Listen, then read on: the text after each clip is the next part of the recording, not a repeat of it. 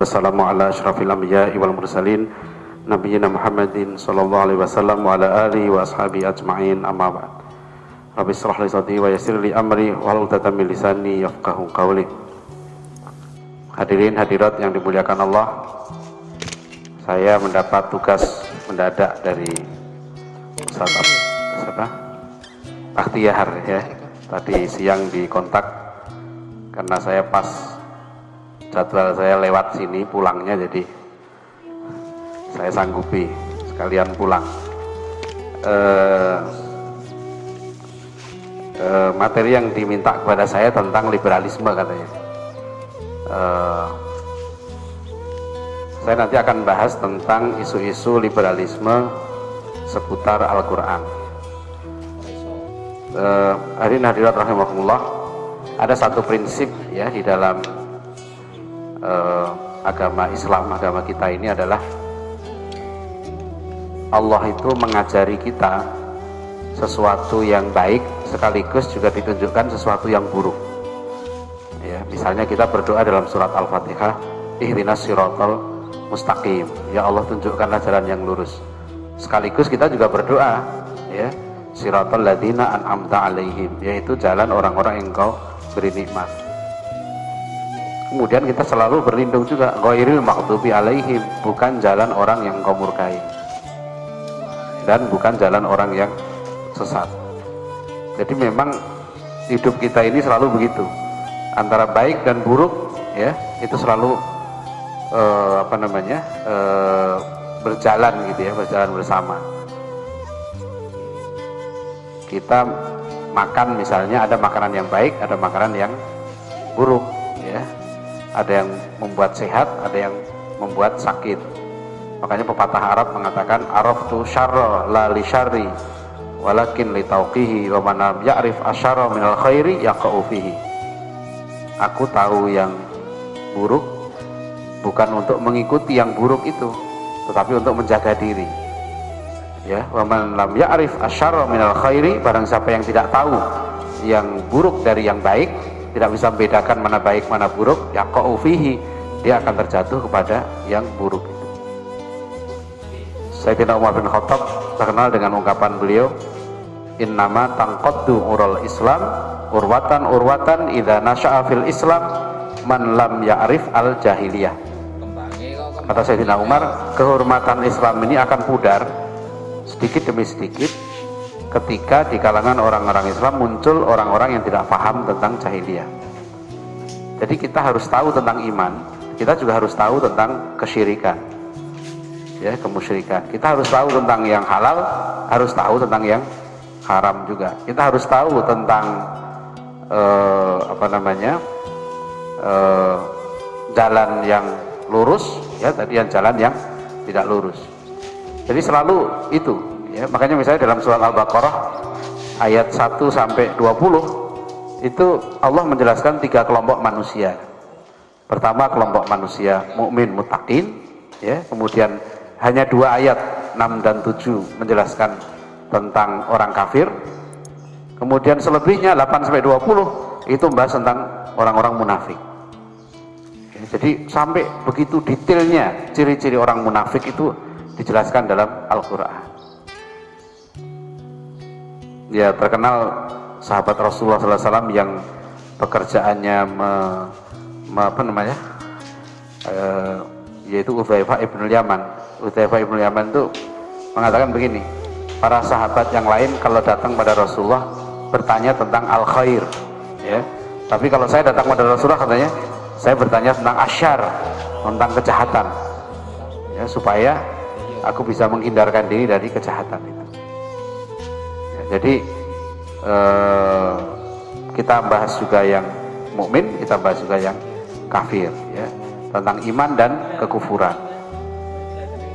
Nah, itu dalam konteks itulah saya ingin malam ini kita bahas tentang bagaimana serangan ya kaum liberal ini terhadap Al-Quran. Saya lupa udah pernah saya sampaikan belum ini? Belum ya? Kalau sudah nanti nggak apa diulang lagi.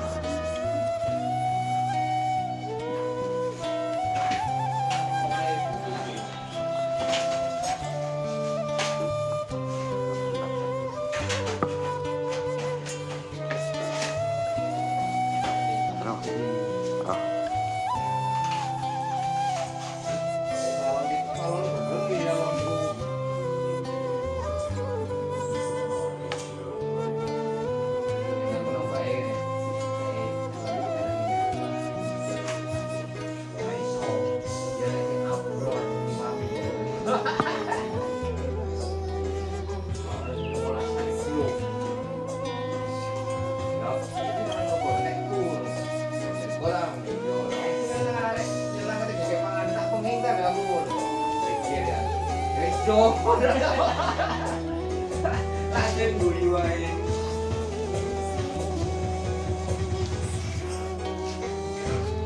ini game.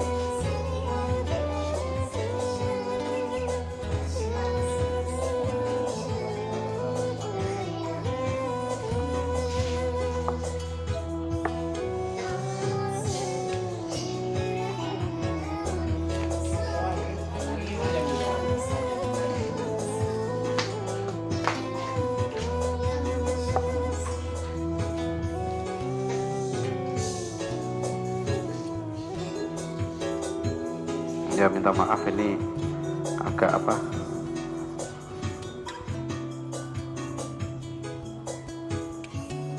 insyaallah.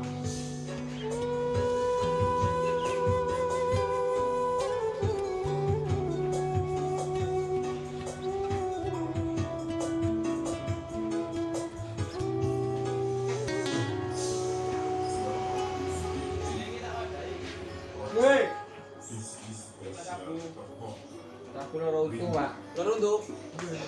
Oh. Oh, iki lho ya. Drilling iki.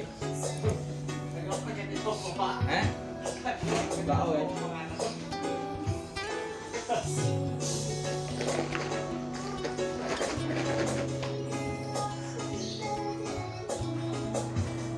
Ya, bismillahirrahmanirrahim. Jadi sekalian ini kita prinsip-prinsip Al-Quran dulu ya. Kita ini punya kitab suci yang sangat istimewa.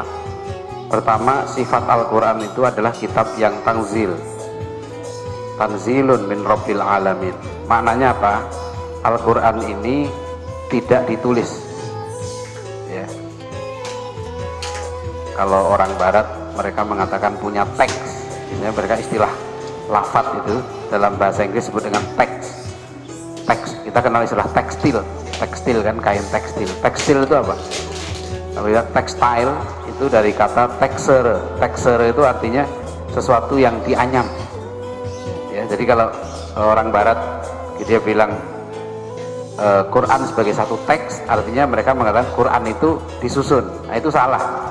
Sebab orang barat itu tidak percaya pada wahyu. Makanya mereka tidak percaya kepada sesuatu yang tanzil. Sebab Bible mereka itu bukan tanzil, Bible itu ditulis. Ya, Bible itu dikarang. Makanya kalau kita baca Bible ada misalnya mereka sebut ya Injil Matius, artinya Injil itu dikarang oleh Matius. Markus ditulis oleh Markus itu. Nah, Al-Quran tidak seperti itu. Dan semua kitab yang lain ada penulisnya. Ya. Beda dan seterusnya. Al-Quran itu sifatnya tidak dikarang, tidak ditulis oleh manusia. Ya, Al-Quran itu adalah tanzilun min rabbil alamin. Jadi makanya sifat dari Al-Quran ini lafaz dan maknanya dari Allah. Rasulullah sama sekali tidak ikut campur tangan dalam redaksi Al-Quran. Ya, malah beliau pernah bersabda la taktub anni ghairul Quran. Ini keistimewaan Al-Quran. Satu-satunya kitab yang sekarang ini dia tanzil. Dulu sebetulnya Taurat juga begitu, tanzil juga. Injil juga dulu dibuat Nabi Isa tanzil. Tapi kemudian yang tanzil itu sudah tidak diketahui lagi, sudah bercampur dengan karangan manusia. Itu pertama, prinsip Al-Quranul Karim. Kemudian yang kedua, proses kodifikasi Al-Quran berlangsung sangat ketat melalui hafalan dan tulisan sehingga tidak memungkinkan terjadi penyimpangan. Ini hasilnya. Keistimewaan Al-Quran yang kedua adalah kitab Al-Quran ini kitab yang dari awal ditulis dan dihafal. Itu nggak ada kitab seperti ini di dunia. Dia dihafal dan ditulis sejak awal. Ya, dan menulisnya pun tidak sembarangan. Karena menulis Al-Quran itu ada cara-caranya. Ya, oleh karena itu karena dia ditulis dan dihafal, maka dia sulit untuk diselewengkan. Ya, tidak mungkin bisa diselewengkan. Itu kedua. Yang ketiga, prinsip dari Al-Quran kita ini adalah ada tradisi sanad dalam Islam, sehingga umat Islam tidak kehilangan cara untuk membaca Al-Quran dengan benar, sama dengan yang dibaca Rasulullah SAW. Jadi sekalian, sekarang ini kalau kita baca Al-Quran ini, dasarnya apa? dasarnya adalah riwayat. Makanya Al-Qur'annya, tulisan Al-Qur'an yang awal dulu itu tidak ada harokat, tidak ada titik. Jadi ba, ta, ya, fa itu sama, melengkung aja. Tapi orang Islam bisa baca. Ya. Alif, lam, mim, ya kan? Alif, lam, dan mim. Itu orang Islam pasti bacanya alif, lam, mim. Kenapa kita baca begitu? Padahal kan huruf itu sendiri tidak berbunyi, wong itu konsonan semua. Ya. Bisa dibaca A5, bisa dibaca U5, ya, bisa ilm, ya, atau ilmu bisa aja, alim bisa juga. Tapi kita sampai sekarang kita nggak dengar kan orang Islam baca alif lam mim, baca alim, gitu, nggak ada. Ya. Yasin itu, ya dan sin itu bacanya gimana? Kalau kita tanya, kok bisa kita baca Yasin?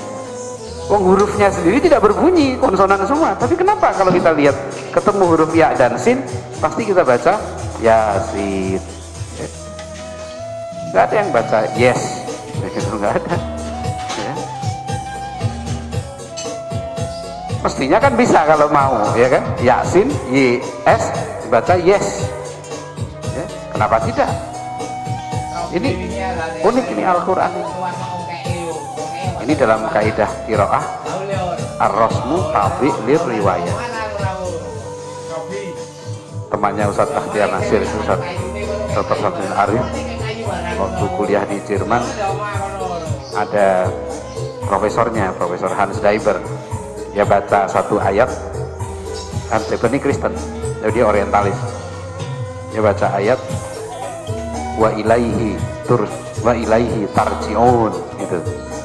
Karena Dr. Samsudin ini dia hafal Quran, dikritik orientalis ini, roh you are wrong, not wa ilaihi tarji'un but wa ilaihi turja'un. Tulisannya sama, wawu, alif, lam, ya, ha gitu kan, ta, ro, jim, ain, ya, nun gitu. Wawu, nun kan gitu ya. Bisa dibaca wa ilaihi tarji'un, bisa dibaca wa ilaihi turja'un. Dua-duanya juga secara grammatically ya, secara nahwu benar. Dibaca wa ilaihi tarji'un juga benar secara nahwu, secara sorot. Dibaca wa ilaihi turja'un juga benar gitu. Tapi riwayat dari Rasulullah cuma satu. Ayat itu bacanya harus wa ilaihi turja'un. Itu jadi Al-Quran ini istimewanya, cara membacanya pun tidak sembarangan. Maka orang orientalis baca salah, ya memang dia bilang what grammatically correct, betul secara grammatical dia benar, tapi secara sanad salah, ya. Makanya kita perlu hati-hati di sinilah pentingnya ya, kita bersyukur banyak saudara-saudara kita yang menjaga Al-Quran ini ya, dengan tulisan, dengan hafalan. Karena di situ nggak bisa orang menyeleweng, ketahuan tarjiun dengan turjaun aja beda ya. Nah kemudian yang berikutnya sekalian, Al-Quran ini kitab yang dijaga keotentikannya. Al-Quran ini sudah 1400 tahun lebih ya, tapi otentik. Apa yang dimaksud dengan otentik? Otentik itu, authenticity itu maksudnya adalah kitab yang kita punya sekarang ini sama persis dengan Al-Quran di masa Rasul. Sekarang kalau caranya gimana membuktikannya? Gimana membuktikan bahwa Al-Quran kita sekarang ini sama persis dengan Al-Quran di zaman Rasulullah? Ya, nanti kita lihat bagaimana cara orang lain menyerang Al-Quran. Kemudian yang terakhir, Al-Quran ini kitab yang tidak bertentangan dengan sains modern. Dan itu luar biasa. Ijazul Quran ya, tiap tahun ditemukan ya, penemuan-penemuan baru tentang Ijazul Quran ini, kemukjizatan Al-Quran. Nah, sekedar perbandingan sekali kita lihat sekarang kitabnya orang Kristen. Ini saya ambil dari buku-buku Kristen. Tadi kalau Al-Quran kan tanzilun min rabbil alamin, tanzil Al-Quran. Sekarang kalau Bible gimana? Gagasan, pesan, dan kebenaran kebenarannya milik Allah. Ini orang Kristen di Indonesia masih pakai kata Allah. Sekarang udah banyak yang protes sebenarnya. Saya sedang mau menerbitkan buku saya mengimbau orang Kristen meninggalkan kata Allah. Kayaknya susah. Sejak abad 17 mereka udah pakai kata Allah ini. Ya, tapi sebetulnya salah itu. Dengan demikian orang-orang percaya terhadap apa ini? Kesemestaan dalam pesan itu yang mengalahkan semua bahasa-bahasa budaya dan seterusnya. Alkitab dinamakan firman Allah yang ditulis oleh manusia karena persepsi manusia, pengaruh-pengaruhnya, hal-hal yang disukai dan yang tidak disukainya, pendidikan dan seterusnya mempengaruhi bagaimana pesan ilah itu disampaikan. Nah, ini jelas beda ya. Jadi ini orang Kristen di Indonesia begitu. Ya, yang dimaksud dia sama. Mereka juga bilang Allah berfirman, gitu kan? Tuhan berfirman. Tapi beda gitu. Kalau kita mengatakan Allah berfirman dalam Allah Ta'ala, itu lafadznya dari Allah, kalamullah, bukan kata-kata manusia, bukan dikarang oleh manusia. Tapi kalau orang Kristen mengatakan Tuhan berfirman, firmannya itu sudah ditulis seperti ini, dan itu mempengaruhi. Ya, makanya beda. Saya pernah, bukan iseng sih, saya ikut kuliah di Sekolah Tinggi Teologi Jakarta ini. Ada kuliah cara menafsir Alkitab, satu kelas pendeta semuanya, cuma saya sendiri yang nggak pendeta. Itu diskusilah mereka tentang kenapa kok menulis satu peristiwa itu sama, apa namanya, beda-beda. Peristiwanya sama, tapi antara Markus, Matius, Yohanes, Lukas, bukan lupakan kasus. Markus katanya makelar kasus, ya, bukan itu. Ini Markus beneran ini. Markus itu beda-beda caranya. Jadi ikut berpengaruh seperti yang ditulis di sini. Ya, pengaruh persepsi, pengaruhnya hal-hal yang disukai, yang tidak disukainya, pendidikan dan seterusnya. Nah, ini konsep Kristen.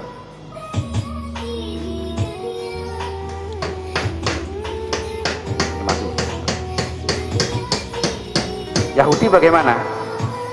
Ini mohon sekalian perlu paham ya, kan kita ini kan disuruh beriman pada kitab-kitab Allah. Kan rukun iman kita itu artinya iman pada kitab-kitab Allah. Ya.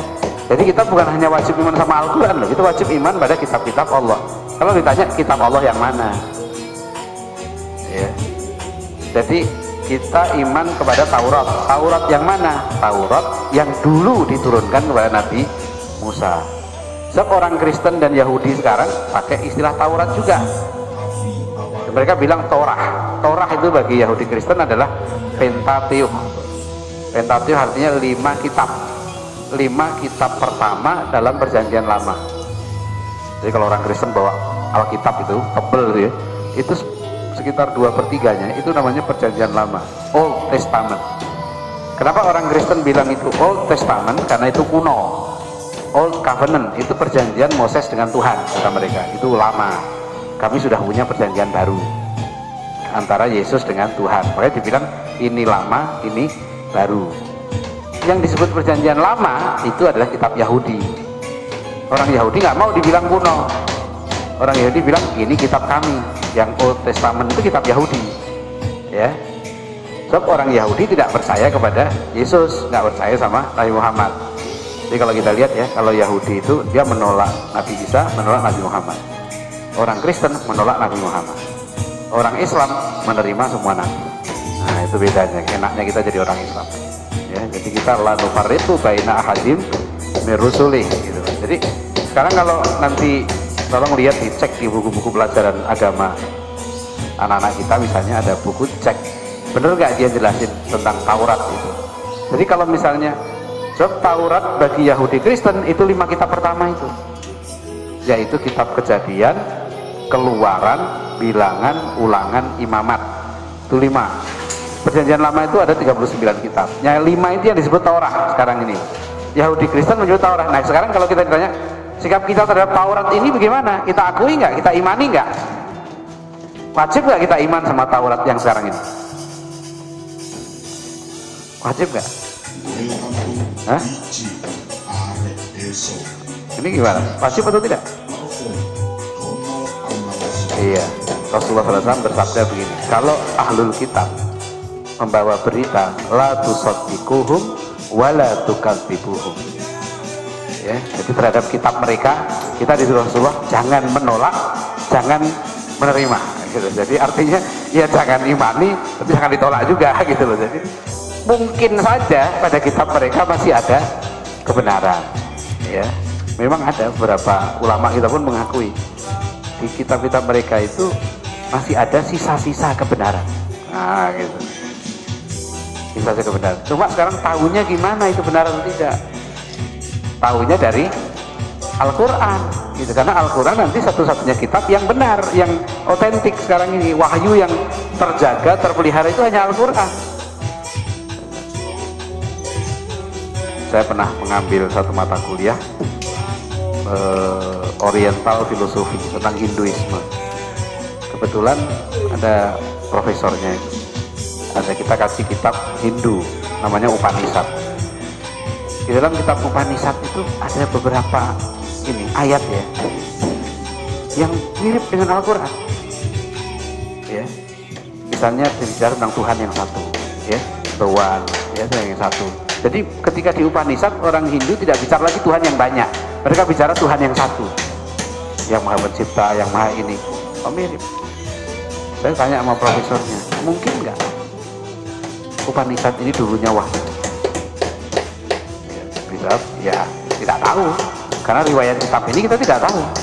Ya, mungkin saja kapan ditulis juga, siapa yang nulis, nggak ada ininya. Bagaimana mengverifikasi itu nggak bisa diverifikasi.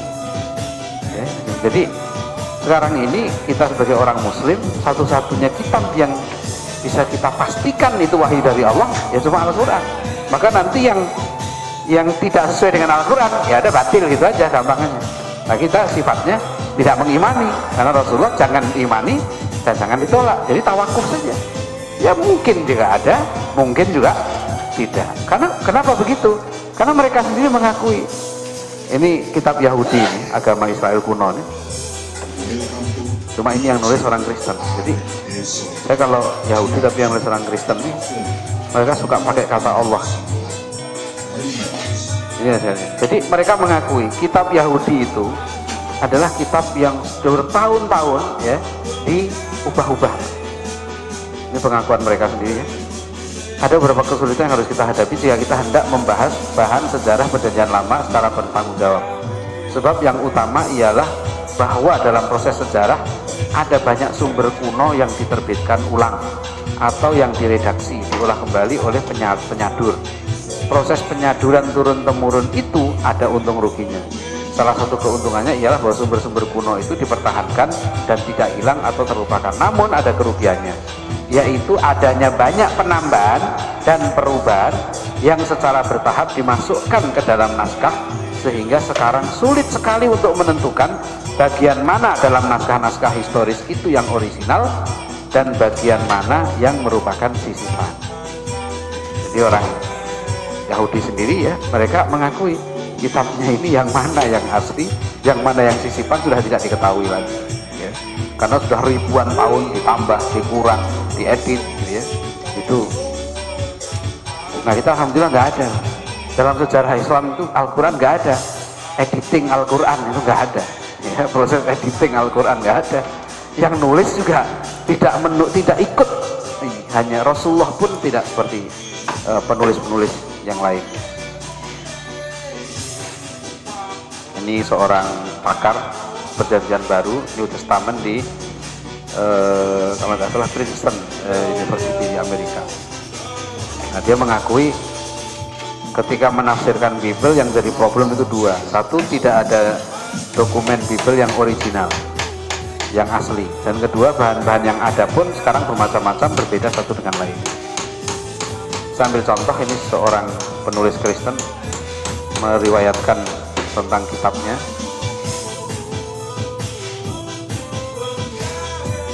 Ya. Jadi kok Bible sampai sekarang ini ada Markus, Matius, Lukas, Yohanes itu melalui proses yang panjang ya.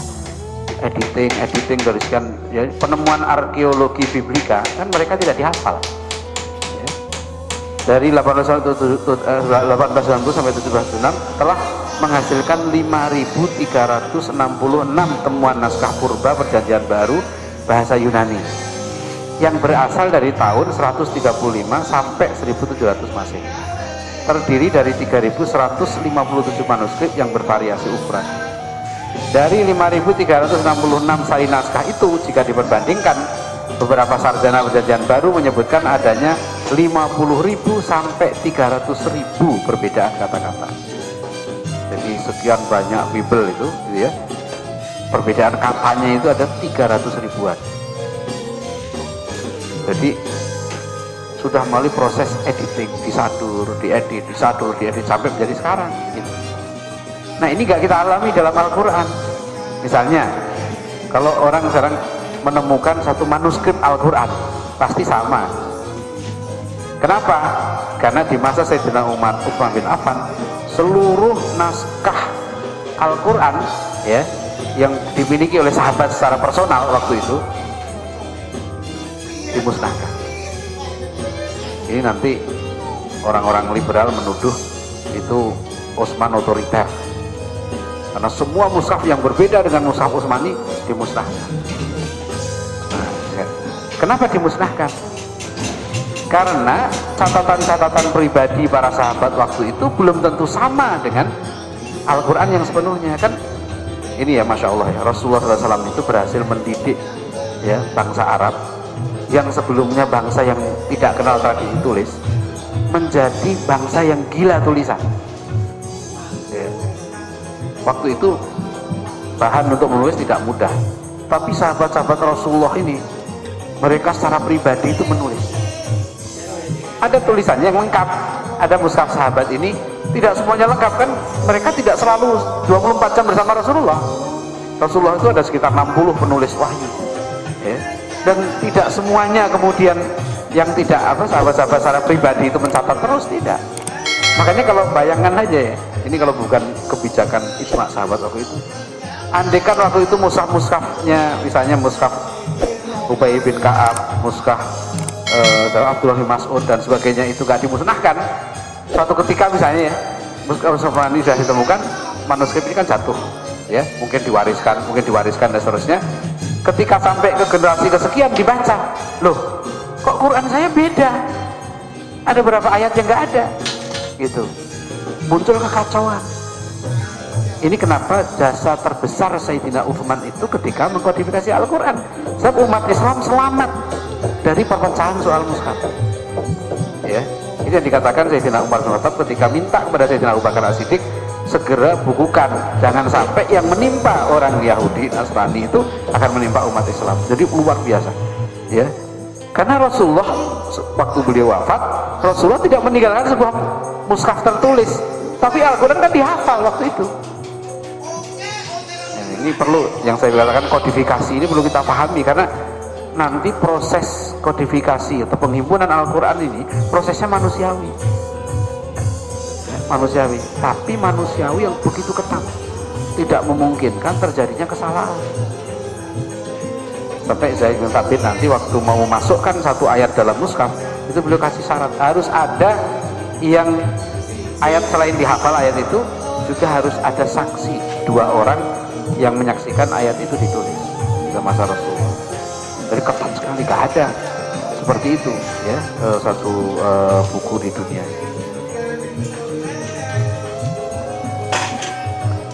Karena sekarang ini beda sekali ya. Kalau misalnya saya suka mengambil contoh ini, kalau ini Alkitab tahun 68, saya nggak ngerti kenapa orang Kristen pakai nama Alkitab, padahal sebenarnya istilah Alkitab ini tidak tepat. Saya bilang Holy Bible, sebetulnya buku ya. Bible itu dari kata biblos, itu buku kecil maknanya. Bible itu buku.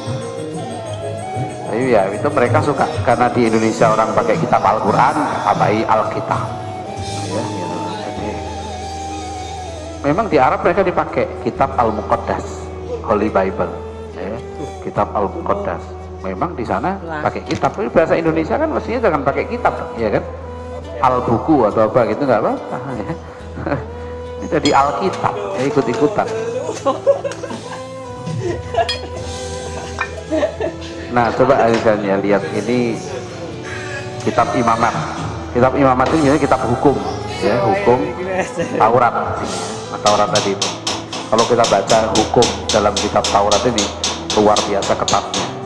Contoh ini coba, Ibu sekalian lihat ya. Ini soal binatang yang diharamkan aja ini. Pasal 11. Sebermula maka berfirmanlah Tuhan kepada Musa dan Harun. Firman-Nya kepadanya, katakanlah ini kepada segala Bani Israel, bahwa inilah dia binatang yang boleh kamu makan daripada segala binatang yang berkaki empat di atas bumi, daripada binatang yang berkaki empat segala yang kukunya terbelah dua, yaitu yang bersiratan kukunya serta yang memamah biak, bolehlah kamu makan. Tetapi tiada boleh kamu makan daripada segala yang memamah biak sahaja, atau yang terbelah kukunya sahaja seperti unta, karena sungguh pun ia memamah biak, tetapi kukunya tiada terbelah, maka haramlah ia kepadamu. Nah, unta itu haram, ya. Dan kelinci, nah, kelinci juga haram loh, orang Kristen itu gak boleh makan kelinci, karena sungguh pun ia memamah biak, tetapi kukunya tiada terbelah, maka haramlah ia kepadamu. 6. Dan kawelu, karena sungguh pun ia memamah biak tapi kukunya tiada terbelah, maka haramlah ia kepadamu. Nah, pasal ayat 7-nya, dan lagi batu, karena sungguh pun kukunya terbelah dua, yaitu bersiratan kukunya, tapi ia tiada memamah biak, maka haramlah ia kepadamu. Janganlah kamu makan daripada dagingnya, dan jangan pula kamu menjamah bangkainya, maka haramlah ia kepadamu. Babi itu haram. Kalau kita baca ini kan jelas, ya kan? Oh, jelas teksnya haram lah. Malah ini lebih jelas dari Al-Quran, ya kan? Al-Quran hurrimat alaikumul maitatu wadamu walahmul khinzir. Ya, kalau ini jelas, jangan sentuh bangkainya, jangan makan dagingnya, gitu. Jadi kalau kita boleh menduga, ya boleh menduga ini ya, ayat ini sepertinya asli, sepertinya karena cocok dengan Al-Quran, gitu ya, diharapkan. Sampai sekarang orang Yahudi yang berpegang pada ini nggak mau makan babi.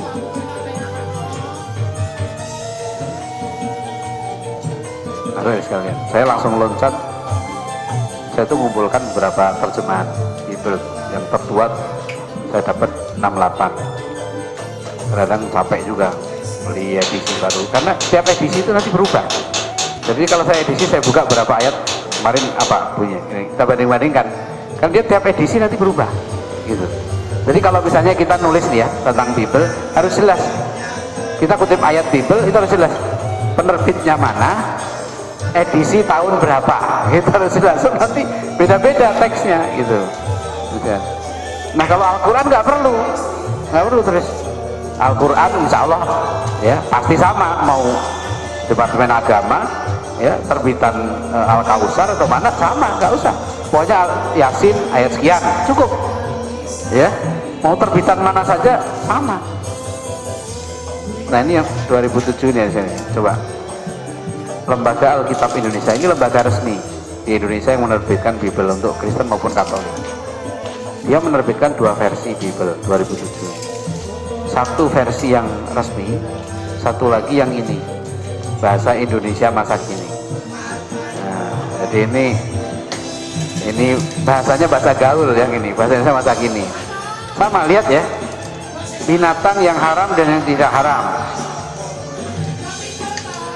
Nah, di edisi yang BIM ini, edisi bahasa Indonesia kini, binatang yang halal dan haram. Ya, lihat.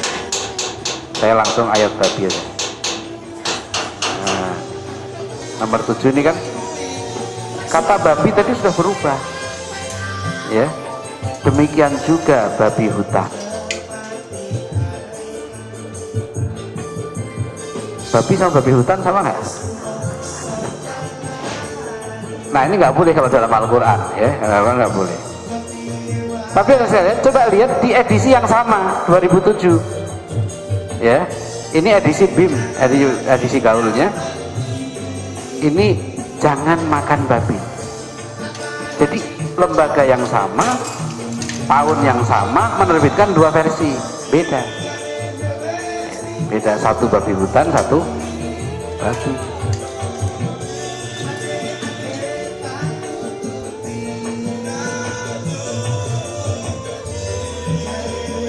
Nah, ada buku judulnya Who Wrote the Bible, ya, Richard Elliot Friedman. Dia menulis, dia katakan, it is a strange fact that we have never known with certainty who produced the book that has played a central role in our civilization. Five Book of Moses, it is one of the oldest puzzles in the world. Dia katakan ini adalah salah satu teka-teki paling kuno. Sebetulnya siapa yang nulis ini? Jadi mereka bingung. Kok kitab ini tiba-tiba ada dan memainkan peran penting? Contohnya misalnya nama-nama orang barat itu diambil dari Bible. David Beckham, tahu David Beckham? Ya. Orang Inggris, David Beckham. David, ya. Orang kita juga suka pakai nama David kan? Padahal di dalam Bible, ya, kalau menurut saya malu harusnya orang pakai nama David. Karena kalau dalam Bible disebutkan David itu istrinya 300, gundiknya 700. Ya. Dan David itu masih berzina lagi, ya, dengan perempuan namanya Bathsheba. Bathsheba itu istri panglima perangnya sendiri namanya Uria. Ya, setelah berzina, David mau kawin sama Bathsheba ini. Dicekaklah panglima perangnya itu, dikirim ke medan perang yang sangat ganas, akhirnya dia mati, baru istrinya dikawini. Jadi kalau David di dalam Bible, ya, itu raja yang curang, gitu loh. Jadi curang. Memang dia King David, ya, raja, tapi suka, ya, orang pakai nama-nama dalam Bible banyak dipakai orang.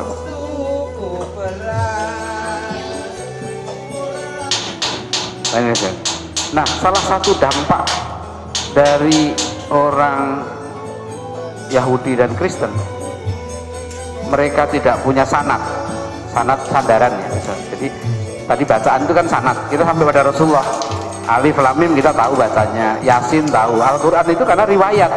Kalau kita lihat, kenapa kita baca begini? Ya memang itu yang diajarkan Rasulullah, ada riwayatnya. Sekarang kan masalahnya orang Yahudi tidak tahu bagaimana dia membaca kitabnya itu. Kan tadi kita tahu riwayat Yahudi itu kan mereka people of the book, bukis, mereka tergantung bertulisan. Jadi kemana-mana mereka pegang tulisannya itu kan diedit, ya, diedit sama mereka di kitabnya itu, ya, jadi kitab tertulis. Akhirnya mereka spekulasi karena baca, karena ini konsonan semua juga, konsonan semua. Nah, yang lain mereka berani spekulasi. Begitu sampai kata mereka ini nama Tuhan katanya, mereka bingung. Ini kan huruf, ini konsonan yod, ya, ya kalau gitu Arabnya. He ini apa namanya? H, ya. Ini wawu, mirip nih bahasa Arab. Ini wawu nih. Ini wawu Ibrani bahasa Israel.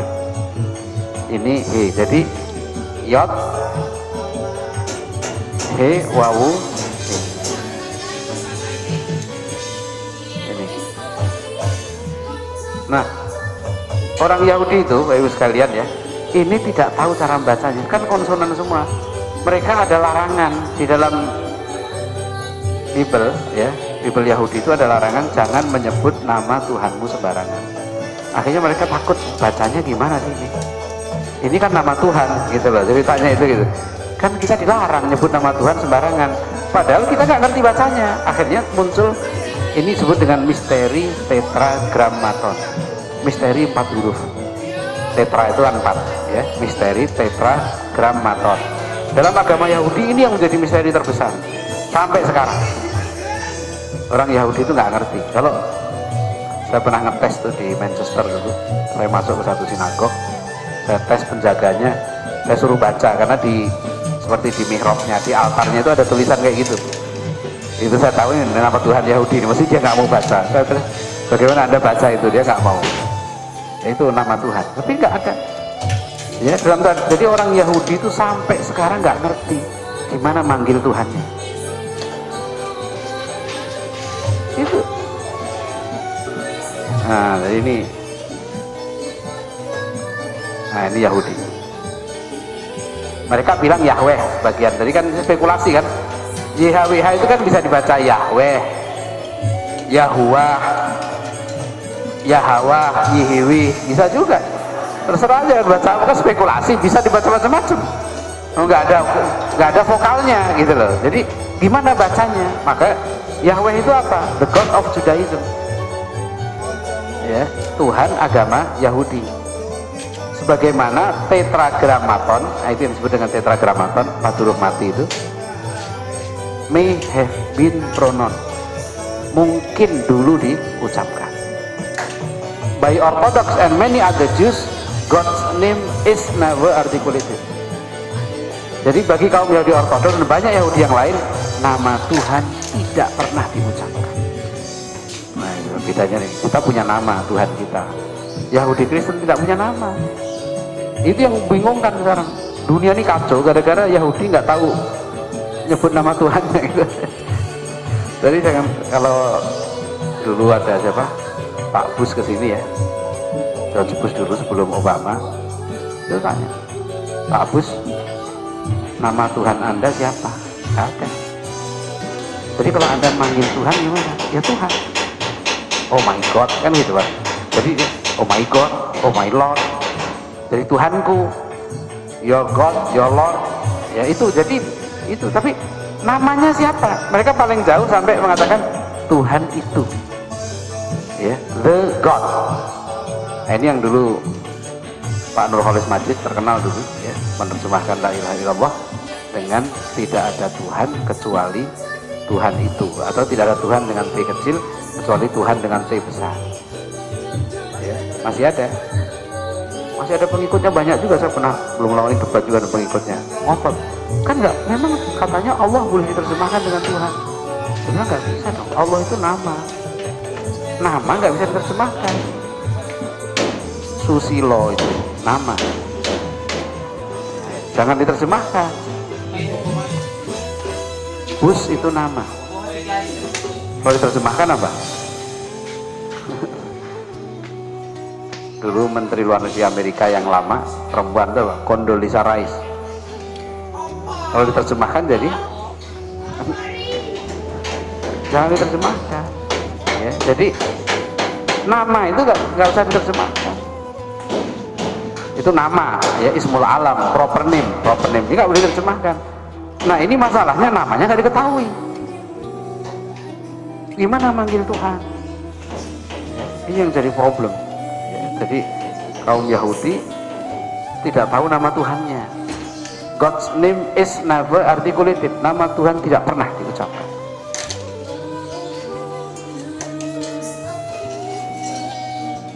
Itu ya. Jadi ini karena nggak ada sanad, nggak tahu gitu loh. Salah satu korbannya ya sudah sampai sekarang. Tapi akhirnya mereka bikin alasan kan. What is in a name? Ya. Apa arti sebuah nama kan? Kata Shakespeare kan, mawar itu bukan namanya yang penting harumnya. Jadi bunga mawar tetap bunga mawar, yang penting harumnya seperti mawar, bukan namanya. Kalau kita mengatakan, loh nama juga penting gitu. Kita ya penting harumnya, ya penting namanya, ya kan? Saya nggak tahu, dulu ada di seperti mawar itu ada bunga, maaf, di orang Jawa bilang bunga telek pitik. Ada kan bunga itu, apa namanya? Bunga. Kan gak enak kalau dikasih nama mawar ya. Mawar itu nama, bunga mawar. Kalau kita orang Islam misalnya, nama Tuhan kita jelas, Allah. Qul innani anallah. Kita nggak pernah berselisih. Nggak ada orang Islam diskusi kayak begini. Alif lam lam ha itu tulis pakai huruf apa saja, A L L A H. Ada yang nulis lagi A L L O H. Saya lihat lagi ada yang nulis apa aja tulis ya, pakai Wono Coroko lah, pakai apa Cina, tetap bacanya Allah. Ya, kita ketemu Allah dikasih ba, ya, ba kosam jadi billahi, Wallahi, wallahi, sama. Ini yang luar biasa dari Al-Quran itu. Orang Islam tidak berselisih, selesai. Sedangkan Yahudi masih diskusi. Gimana baca 4 huruf mati ini? Nggak ketemu.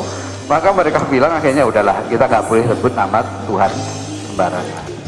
Ya, yaitu hak mereka lah ya. Kenapa mereka begini? Karena mereka nggak mau masuk Islam. Mereka nggak mau iman sama Nabi Muhammad, itu pangkal masalahnya. Kalau mereka iman sama Nabi Muhammad, selesai urusan. Ya, cari, nyusun sendiri. Ya sudah. Ya, ini makanya dikatakan mereka al-maghdub, kata Rasulullah, al-Yahud, karena mereka yang merusak agama mereka.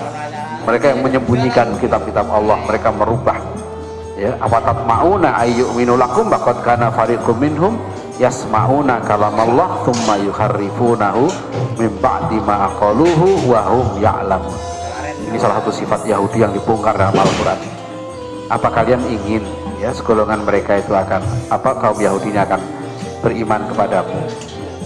Dan sungguh telah ada segolongan mereka waqad kana fariqum minhum yasma'una kalamallah, mereka sudah mendengar kalamullah thumma yuharrifunahu, kemudian mereka mengubah-ubahnya min ba'di ma aqaluhu, mereka mengubah itu setelah mereka paham, bukan orang bodoh. Wa hum ya'lamun, dan mereka paham betul apa yang mereka lakukan, sengaja merusak ayat-ayat Allah. Dalam ayat 79-nya surat Al-Baqarah, apa itu? Fawailul ladzina yaktubuna al-kitaba bi aydihim tsumma yaquluna hadza min indillah. Nah, itu. Yang kedua, kemudian mereka menulis sesuatu yang tadi kan menerima ayat Allah kemudian dirusak. Cara yang kedua, mereka menulis sesuatu, mereka mengatakan hadza min indillah, ini dari Allah. Itu sesatnya mereka, ya. Kemudian sekalian, kita perlu menyadari betul karakter Al-Quran ini yang unik. Al-Quran ini adalah satu-satunya kitab suci yang mengkritik dasar-dasar kepercayaan Yahudi dan Kristen. Nggak ada kitab lain seluruh dunia, ya. Kitab Buddha tidak, Hindu tidak, Konghucu tidak, Sikh tidak, kitab aja. Satu-satunya kitab yang mengkritik Yahudi Kristen itu ya cuma Al-Quran. Ya, maka kita sering dengar walang fardu akal Yahudi, itu gak usah heran. Memang namanya Al-Quran ini membuat Yahudi Kristen gak bisa tidur, ya, karena Al-Quran itu satu-satunya kitab yang mengoreksi. Nah, ini Al-Baqarah 75 ya, 9. Contoh begini ya, yang disebut agama Kristen tuh, Kristen itu bukan agamanya Nabi Isa ya. Ada buku pelajaran masih menyebutkan agama Kristen pembawanya Nabi Isa, agama Yahudi pembawanya Nabi Musa. Itu tidak betul. Agama Kristen tidak dibawa oleh Nabi Isa. Bahkan orang Kristen itulah yang merusak agamanya Nabi Isa, karena agama Nabi Isa agama tauhid, agama Islam dirusak oleh orang Kristen. Ya, Nabi Isa diangkat jadi Tuhan, itu masalahnya. Ini bukan masalah kecil, ngangkat orang jadi Tuhan itu masalah. Itu masalah besar, ya, bukan perkara kecil. Atau ngangkat orang jadi RT aja masalah. Sudah ada RT ya kan, ada angkat lagi RT baru, masalah kan. Itu loh, ya. Udah ada ketua Demokrat, diangkat lagi ketua Demokrat, masalah. Makanya sebelum diangkat yang lama copot dulu kan gitu. Itu nggak benar itu. Ini Tuhan loh, nggak main-main. Makanya Allah itu murka, diserikatkan. Itu. Jadi manusia aja nggak suka kan, apalagi Tuhan.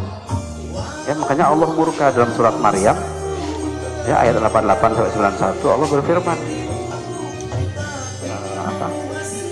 wa qalu takhadzar rahmanu walad, mereka mengatakan Allah punya anak. Laqad ji'tum syai'an idda, kalian yang mengatakan Allah punya anak itu telah melakukan kejahatan serius, kejahatan yang besar. Takadu samawatu yatafattarna minhu, hampir-hampir langit pecah gara-gara tuduhan Allah punya anak. Batang syaktul ardu, dan bumi terbelah. Batakhirul jibalu hadda, dan gunung-gunung runtuh. Anda aulir rahmani walada, karena mereka menuduh Allah punya anak. Ini bukan sembarangan ya. Jadi jangan tentang kerukunan udah mengorbankan akidah. Kita menghormati, silahkan mereka percaya mereka, Tapi kita punya keyakinan itu tidak benar. Karena dalam Al-Quran jelas. Makanya jangan dicampur-campur. Kenapa kita tegas soal percampuran? Kita menghormati, tapi bukan dicampur-campur. Ini masalah serius. Jadi ajaran Kristen teman sekalian, intinya itu di dua. Yang namanya Christianity, kekristenan, itu adalah agama yang mengatakan ini konsep dasarnya adalah crucifixion and resurrection. Itu yang disebut Christianity, kekristenan. Itu dua ini konsep dasarnya.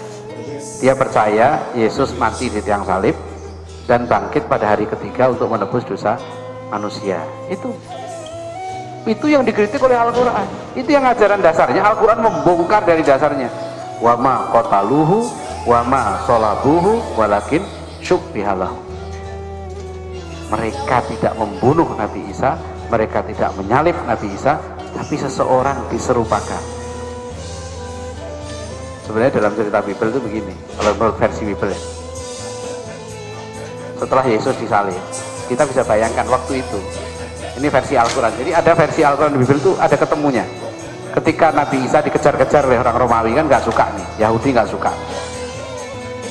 Tapi ketika mau ditangkap, mau disalib, baru di situ diserupakan, gitu lah ininya, diserupakan. Artinya Nabi Isa diselamatkan.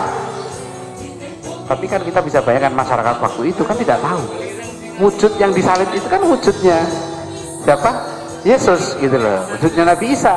Jadi pengikut-pengikut Nabi Isa juga yang nggak ngerti proses ini, dia melihat, loh, kok dia Pak disalib? Gitu. Sampai kemudian setelah Nabi Isa itu pada hari ketiga kan meninggal disalib itu, dimasukkan dalam gua di Timur Tengah. Itu kalau waktu itu meninggal itu dimasukkan ke gua, dikafani. Di Bible ada cerita dikafani, nggak pakai jas. Ya. Nabi Isa itu waktu meninggal di kafani. Ya. Maaf, Nabi Isa, Yesus ini versi Kristen deh, ini versinya Kristen. Setelah di kafani pada hari ketiga, dan ini ceritanya ini yang jadi krusial nanti itu di versi Bible, datanglah seorang perempuan namanya Mary Magdalena, melongok kubur Yesus, dibuka batunya, loh, kok Yesus sudah nggak ada? Kata Mary Magdalena ini, yang sisa tinggal kain kafannya.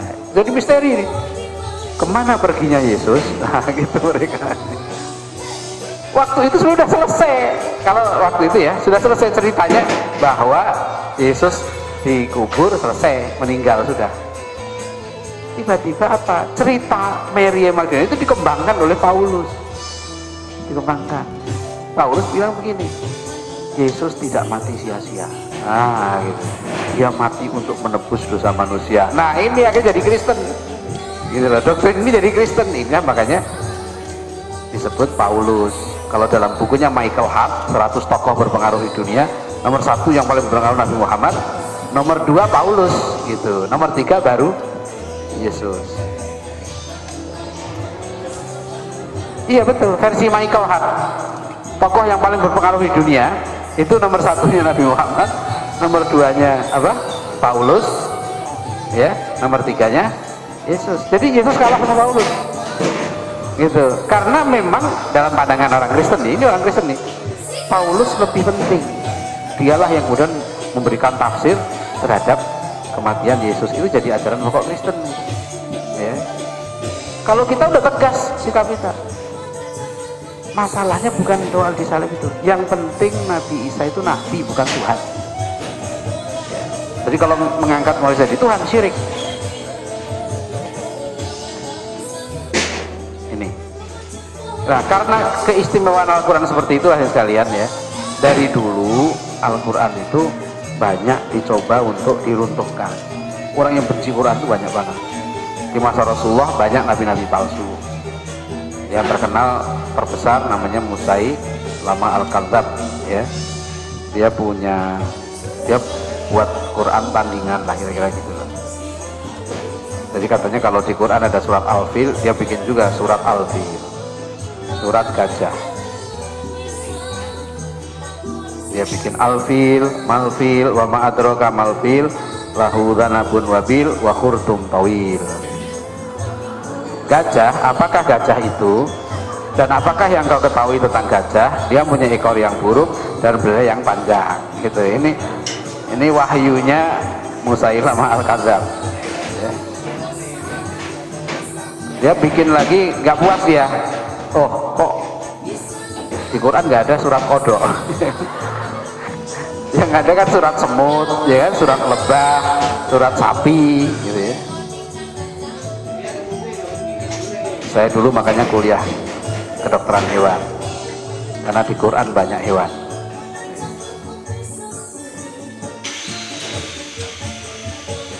Surat kodoknya begitu. Ya tifta'u bintu tifta'ain naqi matanqin nisfuki filma wa nisfuki fiddin wal ma'u takbirin walad syaribu tamnain. Wahai kodok, anak dari dua kodok. Bener juga ya. Wahai kodok, anak dari dua kodok ya.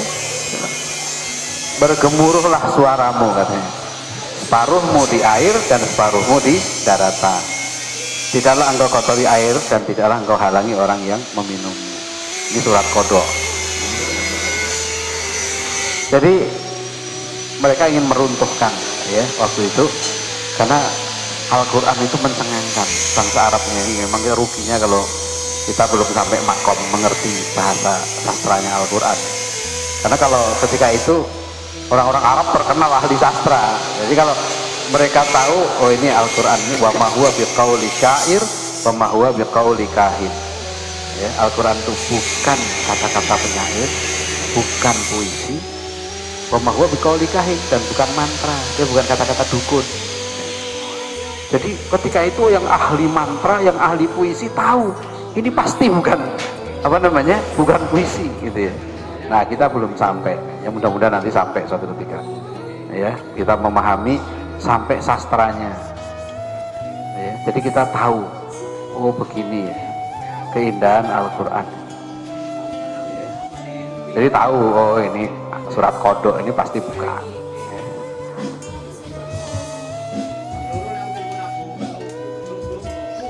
Kemudian sekalian ya, di dalam sejarah perjalanannya Al-Quran ini selalu diserang ya. Salah satu contoh yang keras menyerang adalah Yahya ad-Dimaski, John of Damascus. Ini tokoh Kristen. Ini riwayat John of Damascusnya ada. Kalau tidak salah ini pas beliau itu di masa Umar bin Abdul Aziz. Jadi sudah mulai menyerang ya, menyerang Islam secara terbuka. Yang diserang siapa? Selalu mereka itu enggak, pasti yang diserang Nabi Muhammad SAW. Lihat nanti dari sini ada namanya Abdul Masih Al-Kindi ya, orang yang percaya bahwa Al-Quran berasal dari itu adalah tolol. Muhammad sama sekali juga bawa mujizat.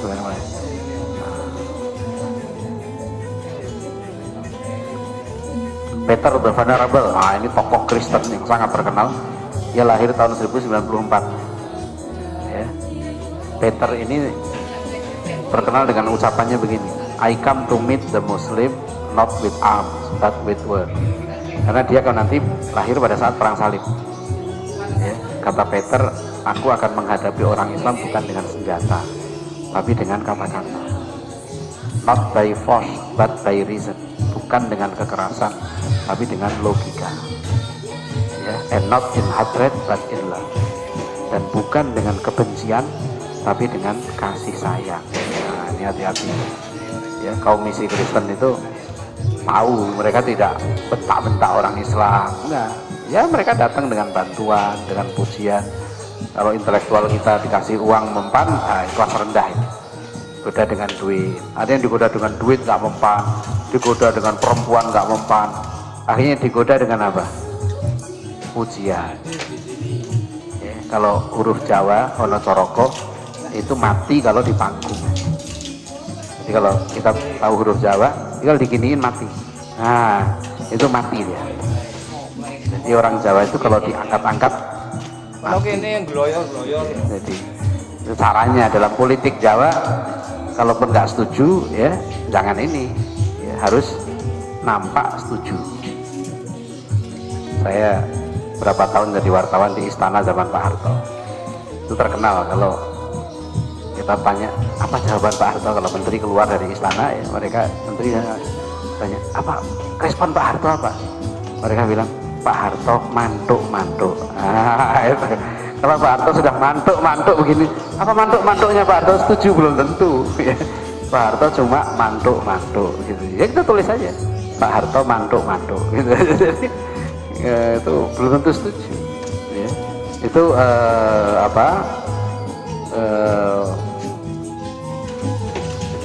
kok sampai mantuk tadi apa ceritanya? Kejauhan. Di bangku mati. Jadi hati-hati itu ya. Saya teliti beberapa orang ya. Kenapa dia menjadi liberal, kenapa dia itu banyak sekali yang karena pengaruh ujian. Ketika dia keluar negeri disambut dengan luar biasa. Ada seorang tokoh kita, bayangkan dia ngambil master di McGill. Ketika dia datang ke Kanada, yang menjemput langsung di bandara itu pimpinan kampus, mahasiswa S2 dijemput oleh pimpinan kampus, luar biasa, sangat dihormati. Oh, dia merasa terhormat sampai nanti dia muji-muji, luar biasa, ramah sekali mereka. Nah itu ya, jadi memang harus kita akui ya, itu seharusnya kita lebih ramah dari mereka gitu seharusnya ya, tapi itu banyak orang yang kemudian lupa. Saya tahu ada beberapa tokoh yang di skenario, misalnya cara mengangkat dia menjadi cendekia internasional itu disiapkan seminar di kampus ini, di Washington, di mana disiapkan. Dia diundang ke sana seolah-olah alam ini sudah disiapkan. Nanti begitu sampai sana dia diberitakan semua beritanya yang bagus-bagus tentang dia. Akhirnya itu buat dia menjadi tokoh. Ada caranya. Itu bukan alamiah, tidak. Ya. Kebetulan yang diangkat pun mampu, ya, memang pinter. Ya. Jadi cari yang pinter-pinter. Jadi Peter ini begitu, not in hatred but in love. Kata dia, saya untuk menaklukkan orang Islam itu tundukkan. Sebetulnya ada pepatah Arab, ahsin ala nasi tastabid qulubahum.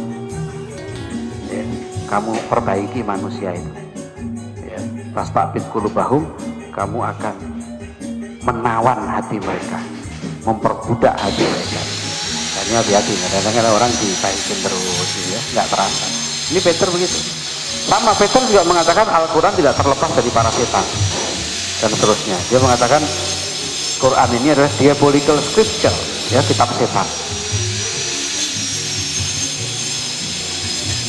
Ada orang Kristen, Ricoldo da Montecroce, pengarangnya bukanlah manusia tapi setan, ya, dan seterusnya. Nah, Martin Luther juga banyak mengetahui Al-Quran juga.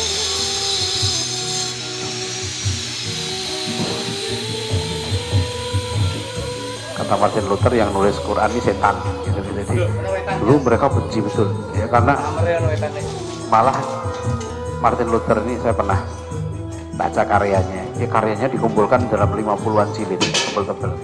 Dia pinter, tapi ada indeksnya itu. Kalau kita buka Quran, mereka bilang Quran pakai Quran ya. Jadi kita buka pendapat Luther tentang Quran, oh itu kasar sekali cara menyerangnya. Jadi mereka tuh benci dengan Al-Quran. Kenapa? Karena masa ada kitab yang nggak percaya Yesus itu Tuhan, itu aja sebenarnya. Kan masalahnya cuma satu aja. Kenapa menolak Yesus itu mati di Kavalit gitu? Nggak ada satupun kitab di dunia kayak begitu ya. Kristen tuh kemana aja pergi, dia merasa aman. Tapi begitu dia ketemu Quran, dibongkar dari asas. Laqad kafarul ladzina qalu innallaha wa thalithu tsalatsa. Kafir orang-orang yang mengalah Allah salah satu dari yang tiga. Qul huwallahu ahad. Ya, katakan Allah itu satu. Allahus somad. Lam yalid wa lam yulad.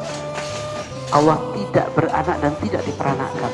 Sebab nanti pada tahun 325, jadi 300-an tahun sebelum Islam lahir itu ada konsili Nikia.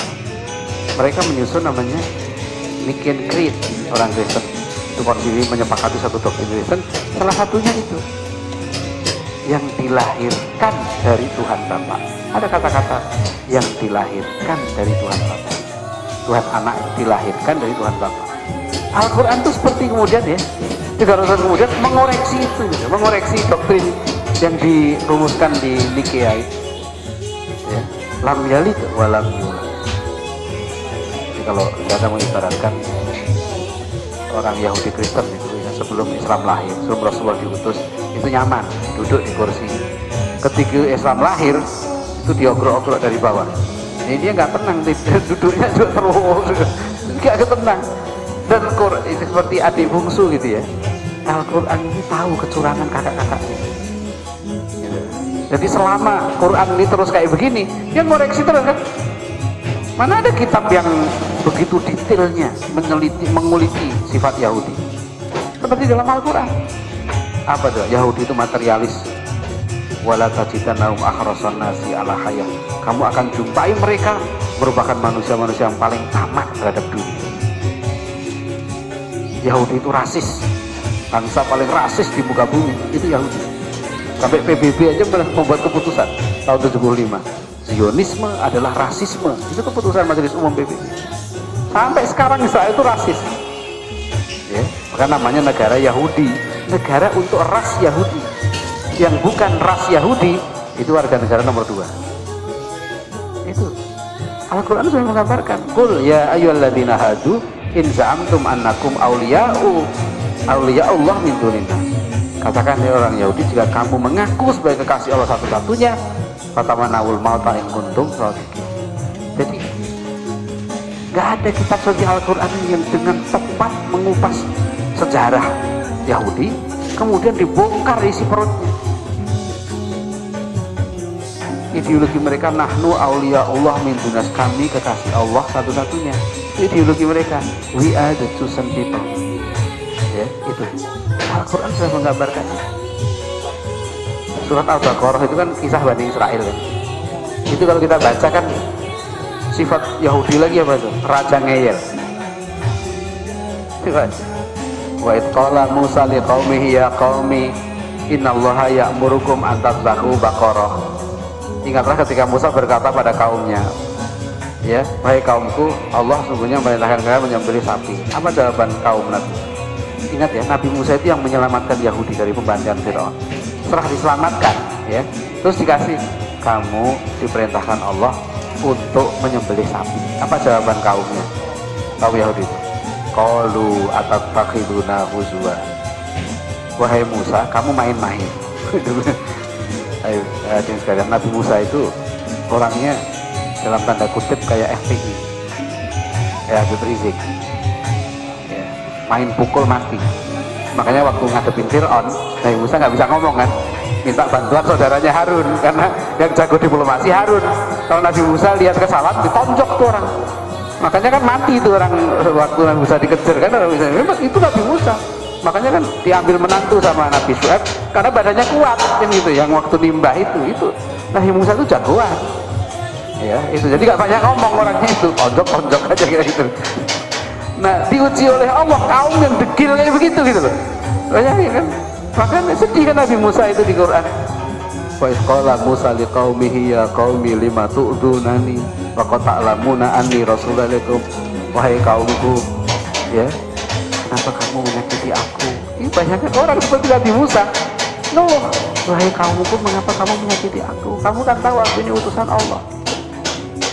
40 hari tinggal di Bukit Tursina, udah nyembah patung anak sapi. Kan gitu kan. Jadi itu harap dimaklumi. Ya, memang dunia ini dikacau oleh Yahudi. Waktu itu di sini ada pengajar Profesor Wan Muhammad Nur. Beliau mengungkap satu buku yang ditulis oleh seorang profesor dari California University, ya, Profesor Kevin McDonald, ada di internet. Profesor Kevin McDonald itu nulis buku, beliau ahli psikologi, judulnya The Culture of Greed. The Culture of Greed. Jadi buku ini membongkar, ya, lucu nih, Kevin McDonald ini membongkar tentang bagaimana dalam abad 20 ini, ya, ilmuwan-ilmuwan Yahudi berhasil menghancurkan intelektualitas orang Barat. Ya, jadi mereka berhasil mewarnai dunia. Dan lucunya intelektual Yahudi ini mereka tidak saling ketemu, tapi semua punya pemikiran yang sama. Itu kemampuan Yahudi. Jadi jumlah mereka kecil. Statistik terakhir itu orang Yahudi diperkirakan hanya 13,5 juta orang. Ya. Sama dengan penduduk Jakarta, seluruh dunia. Yahudi seluruh dunia itu nggak sampai 14 juta sekarang ini. Mereka sudah semakin kecil. Orang Islam 1,4 miliar. Bayangkan. Nah ini sekalian, ini sekarang yang Al-Quran ini muncullah era baru. Jadi kalau mereka bilang sebelumnya mereka nyerang Quran dengan cara yang keras, setan segala macam, itu gak berhasil. Abad ke-19 mulailah era baru dalam studi Al-Quran, yaitu mereka mulai mempelajari Quran dengan serius. Jadi Martin Luther, Peter Venerable dan lain itu dianggap mereka emosional. Nah kemudian para ilmuwan barat ini mereka serius. Ini orang-orang yang serius belajar Al-Quran. Mereka belajar ke Arab, mereka belajar ke Al-Azhar, mereka belajar bahasa Arab. Jadi orang-orang orientalis ini bukan orang Islam ya, tapi mereka serius sekali belajar Al-Quran ya. Lahirlah era di mana kemudian para orientalis ini menguasai ilmu-ilmu Al-Quran. Ini contoh tokohnya Dr. Abraham Geiger menulis buku What Did Muhammad Borrow from Judaism? Apa yang Muhammad pinjam dari Yahudi? Nah, Noldeke ini orang Jerman, ya, ini nulis buku Geschichte des Quran, sejarah Al-Quran, yang menjadi buku induk dari para orientalis, studi orientalis di Barat. Buku ya, ini Soros ini, dia menuduh juga. Jadi selalu mereka nanti yang diserang oleh Muhammad.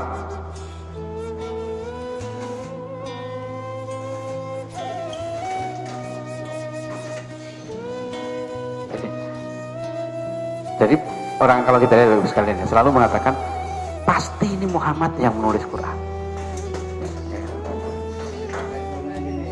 Nah, sidik jari Muhammad tercecer di seluruh kitab Al-Quran. Maksudnya ini ya pasti Muhammad yang nulis, karena mereka kan nggak percaya Muhammad itu dapat wahyu. Kan masalahnya begini. Ini ada kitab Bible, saya bilang tadi kan, ada Bible. Cerita tentang Adam, cerita tentang David, cerita tentang Nuh, cerita tentang Ibrahim. Kemudian muncul belakangan kitab Al-Quran. Quran kan belakangan, gitu ya. Sekarang posisinya gimana melihatnya? Ada yang mirip, cerita Lut, cerita Ibrahim, cerita mirip. Tapi ada yang berbeda. Logika orang Yahudi Kristen mengatakan pasti Muhammad jiplak Bible, kan gitu. Gak mungkin Muhammad itu gak bisa baca tulis, maka mereka selalu gak percaya Muhammad itu jenius, kata mereka. Masa bisa nulis satu kitab mirip dengan Bible dari mana? Oh, mereka gak percaya Nabi Muhammad SAW itu dapat wahyu. Itu bedanya di situ, namanya worldview kita, posisi kita. Kalau kita sudah syahadat, saya yakin, saya bersaksi Muhammad itu utusan Allah, maka kita yakin Al-Quran itu kalamullah karena disampaikan oleh Rasulullah SAW. Ya. Hati-hati sob, orang liberal, saya pernah di Madura ditanya begitu, Pak, apa betul Quran itu kalamullah? Kan Allah tidak bicara dalam bahasa Arab ya. Berarti kan Quran ini bukan kalamullah karena Quran berbahasa Arab. Quran berarti kata-kata Muhammad. Wah, itu sepintas kan agak masuk nih logikanya. Saya bilang, wah itu Anda hati-hati ngomong begitu ya. Kalau Anda mengatakan Quran bukan kalamullah, berarti sama dengan Anda mengatakan Nabi Muhammad itu pembohong. Karena yang mengatakan Quran kalamullah ini adalah Rasulullah SAW. Rasulullah bahkan memisahkan mana kata-kata beliau sendiri yang kemudian ditulis dalam hadis, mana Al-Quran. Jangan sembarangan mengatakannya bukan kalamullah. Rasulullah mengatakan kalamullah, sudah selesai. Kamu iman nggak sama Nabi Muhammad, itu aja. Kalau nggak iman ya udah. Itu maknanya syahadat kita. Karena kalau syahadat kita nggak kuat, seluruh bangunan logika, seluruh bangunan pemikiran Islam itu diletakkan di atas syahadat ini. Saya bersaksi tidak ada Tuhan selain Allah. Tuhan saya Allah, bukan Yahweh, bukan termogandul, bukan buto ijo, bukan kolor ijo, bukan. Ya, Tuhan saya Allah. Selesai. Yang kedua, Muhammad utusan Allah. Karena kita hanya mengenal Allah melalui utusannya. Ya, bagaimana memanggil Allah tadi. Kalau enggak kita ikut kacau kayak Yahudi itu. Gimana Anda memanggil Tuhan? Ya, sedangkan Anda tidak percaya sama utusannya. Bagaimana Anda nyembah Tuhan? Enggak ada standar. Ya. Akhirnya ada yang pakai genjreng-genjreng, ada yang joget-joget, ada yang jingkrak-jingkrak, ada yang telanjang, ada yang ini. Yang mana nyembah Tuhan yang benar? Nah, diutuslah utusan Allah. Ini loh caranya. Ya. Ruku itu begini, sujud itu begini, ya. Itu diatur. Ini kan sholatnya semua Nabi. Sholat kita ini. Nah, jadi akhirnya ada tokoh di ini tokoh dokter bedah Perancis ya, Dr. Maurice Bucaille ini penasaran. Dia orang Kristen waktu itu, ahli bedah. Dia mengatakan, kok orang Barat selalu mengatakan Yahudi Kristen itu Muhammad itu menjiplak Quran, menjiplak Bible. Akhirnya dia buktikan, dia meneliti, ya, hubungan antara Bible, Quran dan sains modern, gitu. Dan ternyata setelah dia teliti, Dr. Maurice Bucaille akhirnya masuk Islam. Tapi untuk meneliti Quran, dia belajar dulu di Al-Azhar. Itu orang Barat tuh bagus, serius, mau belajar, dia betul-betul belajar Quran, belajar ini, akhirnya dia menulis buku. Dia buktikan, kata Maurice Bucaille, tidak mungkin, ya, kitab ini ditulis oleh manusia. Ya, misalnya tentang evolusi embrio. Ya, the Quranic description of certain stages in the development of the embryo corresponds exactly to what we today know about it. And the Quran does not contain a single statement that is open to criticism from modern science. Ini kesimpulan dokumen setelah dia teliti, gak mungkin nih kalau bukan wahyu. Gimana? Kok dalam Bible salah malah? Gitu loh. Jadi kalau memang Rasulullah itu mengambil dari Bible, kenapa yang diambil malah salah? Gitu kan? Kenapa yang yang ditulis di Quran malah benar, nggak ada yang bisa dikritik sedikit pun. Tahapan-tahapan penciptaan manusia ini luar biasa. Bahkan nanti orang Eropa baru mengenal tahap embrio itu abad ke-16 sebenarnya.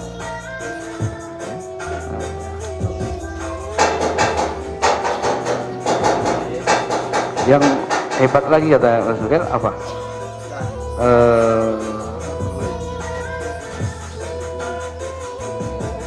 Nah, tentang silsilah Yesus di Bible itu rinci silsilah Yesus. Jadi versi Matius ada Yesus ini dari lahir dari ini gitu ya.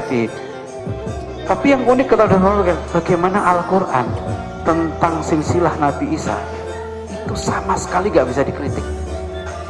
Dia seperti bisa melompati katanya, melompati hal tertentu yang menjadi kritik. Jadi kalau ini memang karangan Muhammad, bagaimana mungkin Muhammad bisa meloncati hal-hal yang kontroversial di dalam Bible gitu. Itu yang kalau dituduh bahwa Rasulullah itu menjiplak Bible, ini enggak. Jadi banyak penelitian yang sekarang membuktikan ya sudah tidak mungkin. Ini bukti bahwa Al-Quran itu adalah kalamullah, bukan karangan Muhammad. Tapi sekali lagi ya, kalau tadi yang orientalis ya, sekarang ini orang liberal sudah mulai dan sudah terbuka ya. Koran Tempo 2007 sudah menulis judul artikelnya Pewahyuan Antara Budaya dan Sejarah. Ini pandangannya seperti orang Yahudi Kristen. Al-Quran adalah suntingan dari kitab-kitab sebelumnya yang disesuaikan dengan kepentingan penyuntingnya. Al-Quran tidak bisa melihat, tidak bisa melintasi konteks dan sejarah manusia karena ia adalah wahyu, budaya dan sejarah. Nah, ini yang kacau. Nah, dia nulis lagi di Kompas, Muhammad dan kaum cerdik pandai Kristen. Ya caranya misalnya itu nggak sopan, menyebut Rasulullah SAW dengan kata-kata Muhammad itu nggak sopan. Nah, sekarang ini lebih lebih sering ya serangan-serangan pada Quran itu intinya mereka mengatakan Quran itu lafaz dan makna dari Allah, bukan dari Allah tapi kata-kata Muhammad. Al-Quran adalah rekayasa politik Utsman. Al-Quran adalah produk budaya Arab. Al-Quran masih meninggalkan jurnal-jurnal mendasar. Ada yang mau buat sekarang ini Al-Quran edisi kritis, the critical edition of Al-Quran. Ini buku terbitkan oleh Gramedia, ditulis oleh tokoh-tokoh liberal ini. Kalau kita lihat ini konsepnya ada beda sekali dengan konsep kita. Dia tetap seperti mengatakan ya, Al-Quran itu adalah karangan Nabi Muhammad. Ya. Ini seperti ini. Karena itu menurut Nasir Ahmad itu tidak bertentangan jika dikatakan bahwa Al-Quran adalah wahyu Tuhan dengan teks Muhammad dan teks. Nah ini nggak betul, nggak benar. Lafzan wa maknan minallah. Kemudian yang kedua, mereka mengatakan Quran ini salah dari awal sebagai sebuah proses manusiawi. Coba perhatikan kata-katanya, karena ini bahaya ini. Ini sudah tersebar ya di internet segala macam. Kalau ada teman kita segala macam, ini perlu diluruskan. Logika orang-orang liberal ini menjebak ya. Seperti ini. Pada mulanya wahyu bersifat oral dan tidak pernah diniatkan secara sengaja sebagai sebuah kitab suci. Pengkitaban adalah upaya belakangan yang dilakukan oleh sahabat Nabi dan para generasi kaum muslim selanjutnya. Nah, jadi seolah-olah mempertentangkan antara sahabat dengan Rasulullah. Rasulullah enggak, Al-Quran itu enggak dimaksud dikitabkan. Sebagai sebuah proses manusiawi, pengkitaban tak lepas dari kekeliruan dan kesalahan. Klaim keterjagaan Al-Quran dengan demikian harus dipahami bukan dalam konteks manusiawi, tapi dalam konteks ilahi. Ini sekali logika ini sangat berbahaya. Jadi mereka mengatakan karena Quran ini yang menghimpun manusia, nggak turun dari langit, proses manusiawi, maka manusia kan mungkin salah, gitu loh. Jadi ini paham relativisme. Jadi mereka mengatakan karena manusia itu adalah makhluk, ya manusia itu tempat salah, maka mungkin saja Al-Quran itu mengalami kesalahan karena yang menghimpun adalah manusia, prosesnya manusiawi. Ini berbahaya, logika seperti ini berbahaya. Maka sering jangan terjebak kalau orang mengatakan kan kita ini manusia, kita relatif, kita kan bisa saja salah. Betul ya, kita bisa salah, tapi kalau keputusan kita tentang sesuatu berdasarkan ijma, apalagi ijma orang-orang terbaik di zamannya, tidak mungkin salah ya, tidak mungkin salah. Saya katakan ini air, ini air ya. Kalau kita lihat geraknya air. Kalau hadirin sekalian saya tanya, gelas ini isinya apa? Kalau ada yang mengatakan gelas ini isinya monyet,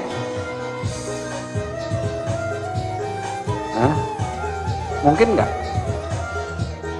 Salah, karena kita sepakati itu ya. Kita sepakati, manusia itu sudah sepakat bahwa ini binatang sapi, maka ada surat Al-Baqarah. Nanti mungkin enggak nanti Al-Baqarah jadi monyet? Ya enggak mungkin, sampai kiamat tetap Al-Baqarah ya. Khinzir itu haram, khinzir itu babi. Jangan mengatakan begini, ya kan yang diharamkan khinzir, kalau khinzir ditafsirkan babi, kan itu tafsir. Kan bisa saja khinzir itu ditafsirkan yang lain, tidak mesti babi. Oh itu nggak benar itu gawat tuh. Karena yang diharamkan di Quran bukan babi loh, khinzir. Diterjemahkan babi kan gitu.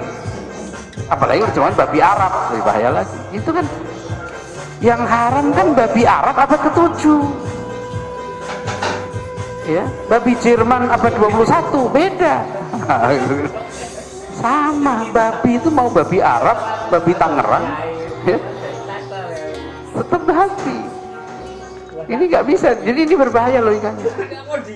Saya kalau orang-orang begini tuh, kan ada, saya buat perumpamaan begini. Ada seorang profesor, ya, mengajar mahasiswanya. Ya, karena sekarang kan era katanya suka menyesatkan ya, MUI ngeluarkan fatwa sesat dikecam. Kok MUI merasa benar sendiri dengan pendapatnya? Janganlah menyesatkan orang lain. Anda sendiri belum tentu benar. Meskipun Ahmadiyah itu jelas-jelas sesat, Lia Eden jelas-jelas sesat, tetap dikatakan belum tentu. Jangan mengatakan yang tahu kebenaran hanya Tuhan. Kita manusia kan relatif.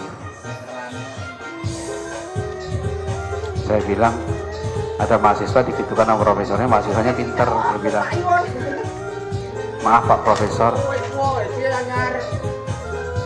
saya tadi yakin betul bahwa profesor itu tidak gila, karena saya yakin ya, dan pasti tidak salah pendapat saya, profesor pasti tidak gila. Tapi setelah profesor mengatakan pendapat manusia jangan dimutlakkan, mungkin saja salah, kita tidak boleh meyakini, saya jadi nggak yakin. Apakah pendapat saya itu benar? Gitu. Saya tadi yakin profesor itu nggak gila gitu. Tapi sekarang saya jadi, iya kan? Saya jadi nggak yakin. Sesuai dengan arahan profesor kan gitu. Jangan memutlakkan pendapat. Saya yakin profesor itu laki-laki tadinya. Tapi setelah saya katanya saya nggak boleh memutlakkan pendapat saya dan mungkin salah-salah, saya jadi ragu. Ya ini bahaya. Jadi kita kan nggak boleh, kalau kita sudah yakin, ya, la raiba fi, nggak ada keraguan, ya. Fihi hudalil muttaqin, la raiba fi. Nabi Muhammad tuh nabi, pasti sudah. Jangan mengatakan ya mungkin saja. Ya itu bukan iman namanya. Karena syarat iman itu yakfur bit tauhid wa yu'min billah. Harus ingkar pada tauhid, iman pada Allah. Ini logika ini ya, seperti sederhana, tapi ini banyak yang mahasiswa yang kejebak, ya, kejebak. Ya kan manusiawi, betul manusiawi, tapi bukan orang sembarangan. Sahabat itu bukan orang sembarangan. Kalau yang mengumpulkan Al-Quran, ya, waktu itu adalah preman-preman Senen, nah ini kan baru. Jadi jangan sembarangan asal proses manusiawi. Manusianya yang mana? Gitu loh. Wah, sahabat Rasul itu bukan manusia sembarangan mereka. Itu manusia itu beda, sama manusianya tapi beda. Ada mahasiswa bilang begini, kan Quran itu kitab terbuka Pak, siapa aja bisa menafsirkan. Kan penafsir juga manusia, mungkin saja salah. Imam Bukhari juga manusia, mungkin saja di penetapan hadisnya salah, namanya juga manusia. Ya betul, Rasulullah juga manusia, sahabat juga manusia, Tukul juga manusia, Inul juga manusia. Saya bilang, kalau Anda, ya, orang yang mengatakan Quran itu kitab terbuka, siapa aja boleh menafsirkan. Loh, siapa yang melarang menafsirkan Quran? Tapi menafsirkan UUD 45 saja, tidak sembarangan orang dipercaya. Saya bilang, coba Anda mengajukan skripsi, ya, judulnya Tafsir Pasal 33 UUD 45 menurut Profesor Jimli Asidiki. Masuk akal kan? Jadi kalau Anda mengajukan judul Tafsir Pasal 33 UUD 45 menurut Inul, sama manusianya, ya kan? Beda. Itulah makanya jangankan menafsirkan Quran, menafsirkan UUD 45 aja perlu ilmu, perlu otoritas. Salah satu yang dirusak ya dalam alam pikiran liberal sekarang ini adalah otoritas. Orang nggak ada otoritas. Ini ada beberapa contoh lah ya, buku-buku yang menghujat, yang menggugat otentisitas wahyu Tuhan. Ini tesis master di IAIN Jogja.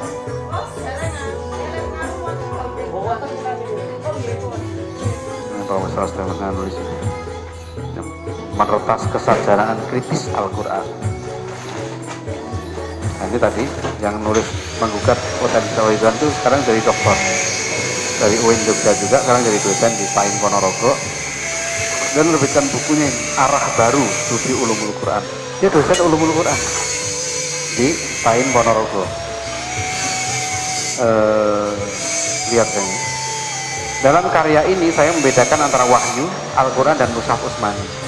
Ketiganya adalah tiga nama yang kendati mengacu pada satu substansi, tapi kadar muatan ketiganya berbeda. Wahyu sebagai pesan otentik Tuhan masih memuat keseluruhan pesan Tuhan. Al-Quran sebagai wujud konkret pesan Tuhan dalam bentuk bahasa Arab oral memuat kira-kira sekitar 50% pesan Tuhan. Dan Mushaf Utsmani sebagai wujud konkret pesan Tuhan dalam bentuk bahasa tulisan, bahasa Arab tulis, hanya memuat kira-kira 30% pesan Tuhan. Jadi ada diskon. Saya juga nggak ngerti, ini doktor Ulumul Quran. Gimana ngukur yang wahyu 100%? Turun jadi Quran bahasa Arab lisan tinggal 50% pesan Tuhannya. Bahasa Arab tulis diskon lagi, tinggal 30%. Gimana ngukurnya? Pakai kira-kira lagi. Mana tadi itu? Lucu nih bahasanya. Ya, sekitar. Ya. Nah, hanya muat kira-kira 30% pesan Tuhan. Udahlah ini kita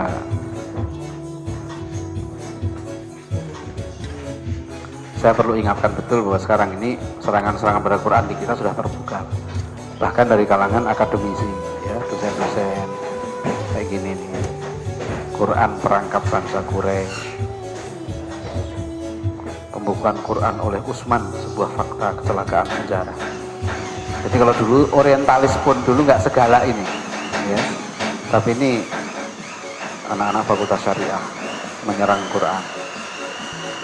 Kalau saya nggak saya lulusin itu. Iya, gimana mau lulus?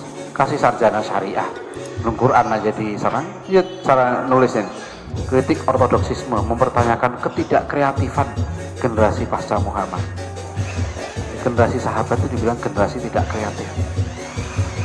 Ya, Rasulullah mengatakan khairul qurun qarni, generasi terbaik. Kesucian palsu sebuah kitab. Sumanto.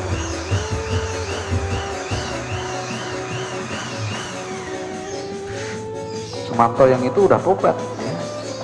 Dia belum tobat ini sekarang. Ini di belakang covernya. Adakah sebuah objek kesucian dan kebenaran yang berlaku universal? Tidak ada. Sekali lagi tidak ada. Tuhan sekalipun. Jadi kata mereka begini, suci itu bukan objeknya, tapi cara pandang kita terhadap objek itu. Saya pernah ditanya itu di FTP, Pak, ada yang nanya mahasiswa begini, Quran itu suci atau dianggap suci? Saya jawab, nah yang nanya itu manusia atau dianggap manusia?